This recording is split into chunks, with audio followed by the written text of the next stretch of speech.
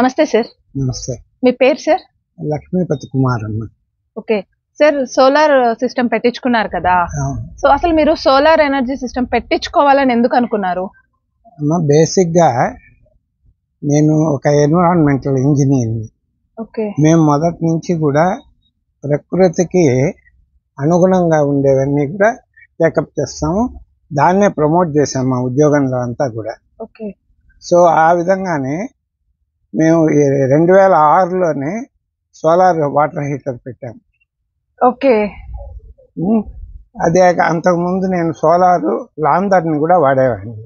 So కాబట్టి ఎప్పుడు కూడా కాలుష్యం లేని ఎనర్జీ ఏదైతే ఉందో అటువంటి ఎనర్జీ మనకు అందుబాటులోకి వచ్చింది. కాబట్టి ఇన్ని రోజులు ఇది చాలా కాస్ట్లీగా ఉంది, అందుబాటులో లేదు. ఇప్పుడు అందుబాటులో వచ్చింది. భారత ప్రభుత్వం కానీ మన ఆంధ్రప్రదేశ్ ప్రభుత్వం కానీ దీన్ని ఎంతో ఇప్పుడు ఎంకరేజ్ చేస్తుంది. అందరూ పెట్టుకోమని చెప్పి సబ్సిడీ ఇచ్చారు. మనకు కొంచెం అందుబాటులో వచ్చింది కాబట్టి అందుబాటులో ఉన్నదానికి మనం ఖచ్చితంగా వాడుకోవాలి అనే ఉద్దేశంతో పెట్టుకోవడం జరిగింది. అవును సార్. మీరు ఎన్ని వాట్స్ తీసుకున్నారు? 5 కిలోవాట్స్. 5 కిలోవాట్స్ తీసుకున్నారా? ఎంత కాస్ట్ అయింది సార్? ఇది మాకు 3,60,000 అయింది. ఓకే. 3 ఫేసా సింగిల్ ఫేసా? ఒరిజినల్ గా single phase. Single phase 5 kilowatts తీసుకున్నారు. ఓకే. సబ్సిడీ ఎంత వచ్చింది సార్? సబ్సిడీ 78,000 వచ్చింది. 78,000 వచ్చింది. సార్ ఇప్పుడు కిలోవాట్స్ తీసుకున్నారు కదా సార్, దేనికి ఇప్పుడు మీరు అనుకున్నంత పవర్ అనేది జనరేట్ అవుతుందా? మా 5 కిలోవాట్స్ మనం యాజ్ పర్ థియరీ ప్రకారం అయితే గంటకి 5 యూనిట్లు రావాలి. కనీసము ఒక 9 గంటలు ఉంది సన్ ఉంటాడని అనుకుంటే 9×5 45 యూనిట్లు రావాలి. కానీ ఈ సోలార్ సిస్టమ్స్లో ఏంటంటే సోలార్ రేడియేషన్ అనేది ఒకటి ఇంటర్నేషనల్లీ రికగ్నైజ్డ్ పీక్ అవర్స్లో ఉంటుంది. సో మనకు మన నెల్లూరులో ముఖ్యంగా సోలార్ రేడియేషన్ పీక్ అవర్స్ ఉండే టైమ్స్ మార్నింగ్ 10 to 3:30, అంటే అప్రాక్సిమేట్గా ఒక 5 అవర్స్. సో 5 అవర్స్ అంటే 5 into 5 25 యూనిట్స్ ఎక్స్పెక్టెడ్. అది మినిమం రావాలి.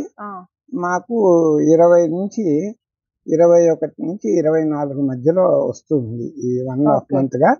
దానికి బహుశా ఈ చుట్టుపక్కల మా అపార్ట్మెంట్ షేడ్ కూడా కావచ్చు. సన్ పవర్ లైటింగ్ డైరెక్ట్ గా మంచిగా పడితేనే కదా సార్ సోలార్ అనేది. మార్నింగ్ 8:30కి మాకు సన్ పడుతుంది. బికాజ్ మా హై రైజ్ బిల్డింగ్స్ చుట్టుపక్కల ఉన్నాయి కాబట్టి బహుశా ఇది టోటల్లీ ఎక్స్పోజర్ టు సన్ అయితే 25 కూడా రీచ్ అయ్యే అవకాశం.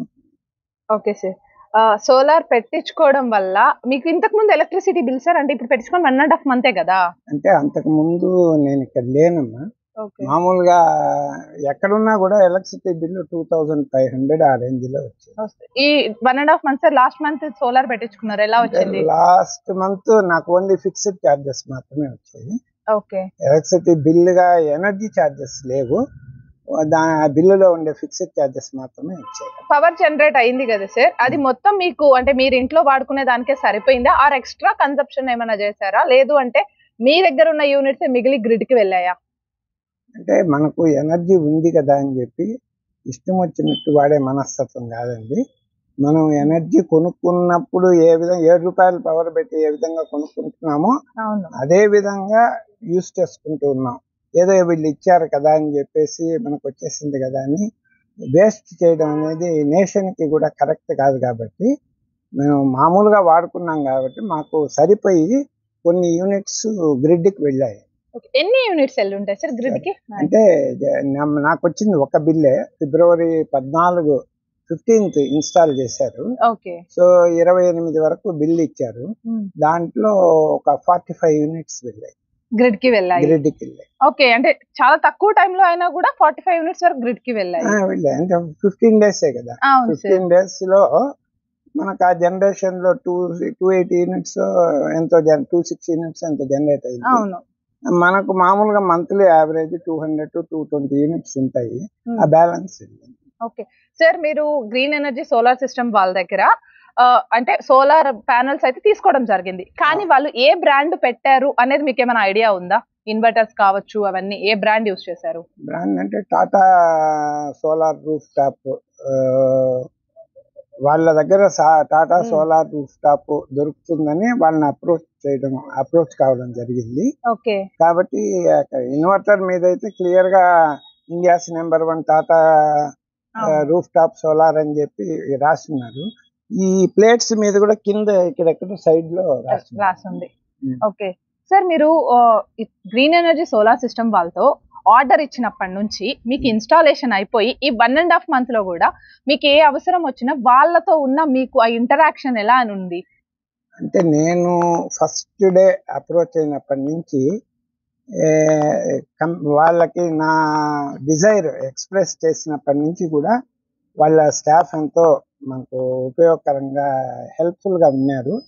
వాళ్ళకి ఒక పని అప్పచెప్పిన తర్వాత వాళ్ళే రిజిస్టర్ చేశారు.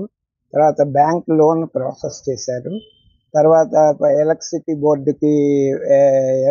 బోర్డుకి పంపించి వాళ్ళు రిపోర్ట్ పంపించిన తర్వాత సబ్సిడీ కూడా వాళ్ళ సిస్టమ్స్లోనే అన్ని మనం చేసి సబ్సిడీ వచ్చేంత వరకు వాళ్ళు ఫాలో అప్ చేశారు. సార్, సోలార్ ఇన్స్టాలేషన్ టైంలో మా టెక్నికల్ టీమ్ యొక్క వర్క్ ప్రొఫెషనలిజం ఎలా ఉంది? అంటే వాళ్ళు ఫిట్ చేయడం కానివ్వండి, లేదు వాళ్ళు అక్కడ మెయింటెనెన్స్ ఉంటుంది కదా, నీట్నెస్ అనేది కానివ్వండి, ఆ వర్క్ దగ్గర అంతా ఎలా ఉండింది? చాలా చక్కగా చేశారమ్మా. దాంట్లో నేను వాళ్ళు వచ్చి వర్క్ స్టార్ట్ చేసిన తర్వాత నేను ఊరికే పక్కన నిలబడ్డాను. మొత్తం వాళ్ళు చూసుకున్నారు. వాళ్ళకి ఏదైనా డౌట్ ఉంటే వాళ్ళ హైయర్ సీనియర్స్ని వాళ్ళని కనుక్కొని మొత్తం పూర్తి చేసి నాకు హ్యాండ్ అవుట్ చేసేంత వరకు క్లియర్గా చేశారు. తర్వాత నాకేం ఇబ్బంది రాలేదు. ఏదైనా మనకు డౌట్ వచ్చి అడిగితే కూడా వాళ్ళు క్లియర్ చేశారు. Okay sir. సార్, ఇప్పుడు మీరు సోలార్ సిస్టమ్ ఎనర్జీ సిస్టమ్ పెట్టించుకున్నారు, బాగుంది. మీరు మీ ఫ్రెండ్స్ కి కావచ్చు, కొలీగ్స్ కి కావచ్చు, ఎవరికైనా సరే ఈ సోలార్ ఎనర్జీ అనేది పెట్టించుకోండి అని రిఫర్ చేస్తారా? తప్పకుండా చేస్తామమ్మా. మేము చేసిన ఉద్యోగమే ఎన్విరాన్మెంటల్ ఇంజనీర్. కాబట్టి మేము ఎప్పుడు కూడా ఈ సోలారు ప్రకృతికి సంబంధించి ఏదైనా ఫేవర్ ఉన్నా, కాలుష్యం లేని విషయాలు ఏదైనా ఉన్నది అది ప్రాక్టికల్లీ ఇంప్లిమెంటబుల్ అని అంటే తప్పకుండా నేను అందరికి చెప్తాను. ఇప్పటికి కూడా మా వాళ్ళు చూసిపోయినారు 2-3.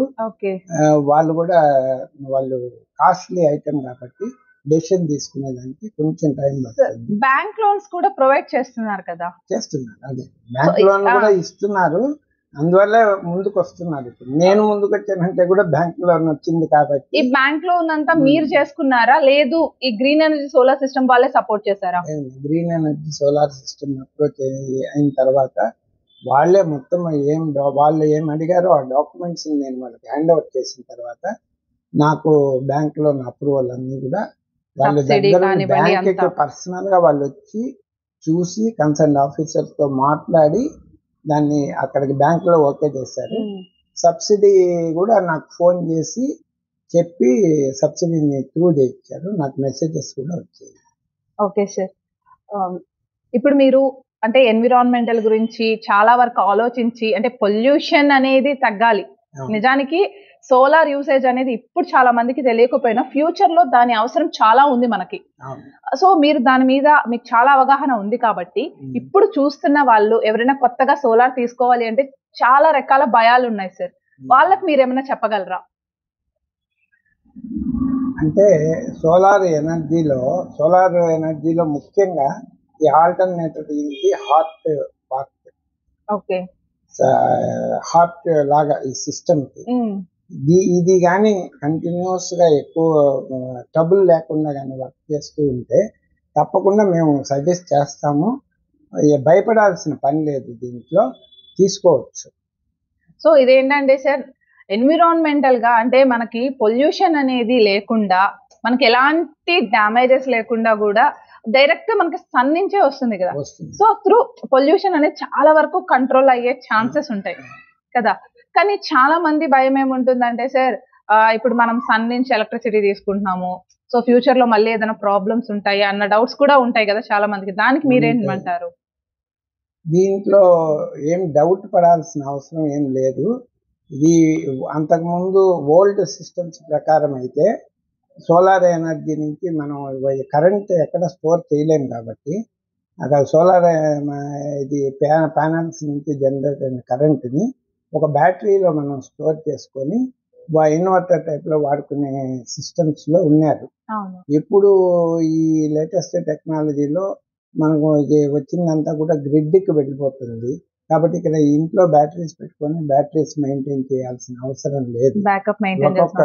ఒక్కొక్క బ్యాటరీ మళ్ళీ 10,000 15,000 పెట్టి అవి మళ్ళీ పోతే మార్చుకోవడము ఆ సిస్టమ్ లేదు. డైరెక్ట్గా గ్రిడ్కి వెళ్తుంది కాబట్టి మనం దీన్ని ఎంకరేజ్ చేసుకోవచ్చు, భయపడకుండా అందరూ తీసుకోవచ్చు. ప్లస్ ఇక్కడ ఇంకొక అడ్వాంటేజ్ కూడా ఉంది కదా సార్, మనకి ఇప్పుడు ఎక్స్ట్రా మిగిలిన అమౌంట్ మళ్ళీ గ్రిడ్ కి వెళ్ళింది అనుకోండి, మనకి ఒక అమౌంట్ కూడా జనరేట్ అవుతుంది. అమౌంట్ అది గవర్నమెంట్ మనకు ఫెసిలిటేట్ చేసిన దాని ప్రకారం, అంటే గవర్నమెంట్ ఎంకరేజ్ చేస్తుంది సోలార్ ని, అంతే కదా సార్? తప్పకుండా మనకు డబ్బులు కూడా వస్తాయి, బ్యాక్ వస్తాయి. అవును, అది కొంచెం తక్కువైనా కూడా మనం గ్రిడ్ కి ఇచ్చిన సాటిస్ఫాక్షన్ మనకు.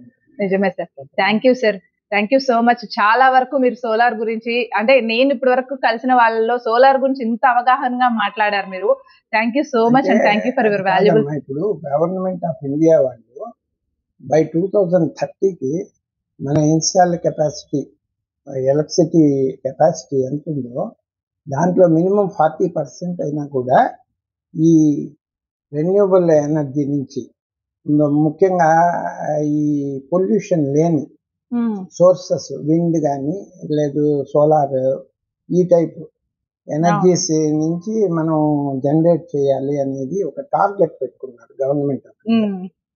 దాని కింద సోలార్ మిషన్ అని చెప్పి ఒక ప్రాజెక్ట్ పెట్టుకోవడము, ఆ ప్రాజెక్ట్ కింద ఇవన్నీ కూడా డెవలప్ చేశారు. అది ఒకటి. ఇంకోటి టెక్నాలజీలో మార్పులు కూడా వచ్చాయి. పాతకాలంలా కాకుండా ప్యానల్స్ వాటేజెస్ కూడా, ఇప్పుడు ఒకప్పుడు 300 వాట్స్ ఉండే ప్యానల్స్ ఇప్పుడు 500 వాట్స్ రావడం, స్పేస్ తగ్గడము, ఇవన్నీ కూడా కొంత మనకు సహకరిస్తున్నాయి. టెక్నాలజీ ముందుకు పోయింది కాబట్టి ధైర్యంగా ఎవరైనా కూడా దీన్ని సోలార్ని ప్రిఫర్ చేసుకోవచ్చు. Thank you sir. Okay. So చూసారు కదండి, సో జస్ట్ సార్ తీసుకొని 1.5 months అవుతుంది, కానీ సోలార్ గురించి చాలా మంచి అవగాహన అయితే ఉంది. ఎందుకంటే మనకి రాబోయే రోజుల్లో సోలార్ అనేది చాలా అవసరం అవుతుంది. అంటే అది మన పొల్యూషన్ పరంగా కావచ్చు, లేదు అనుకుంటే ఎలక్ట్రిసిటీ బిల్స్ అనేవి మనకి, అంటే మన నిత్యావసర ఖర్చుల్లో ఎలక్ట్రిసిటీ బిల్ అనేది చాలా ఎక్కువగా ఉంటుంది. సో మనం దాన్ని తగ్గించుకోవడమే కాకుండా మన చుట్టూ ఉన్న అట్మాస్ఫియర్, అంటే పర్యావరణాన్ని కాపాడడానికి కూడా ఈ సోలార్ అనేది చాలా బాగా యూస్ అవుతుంది. Thank you sir. Thank you.